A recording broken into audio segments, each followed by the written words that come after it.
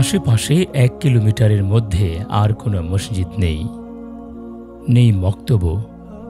তাই প্রতি ওয়াক্তে ৪০ থেকে ৫০ জন মুসল্লি ছুটে আসেন নামাজ আদায়ের জন্য এই মসজিদে।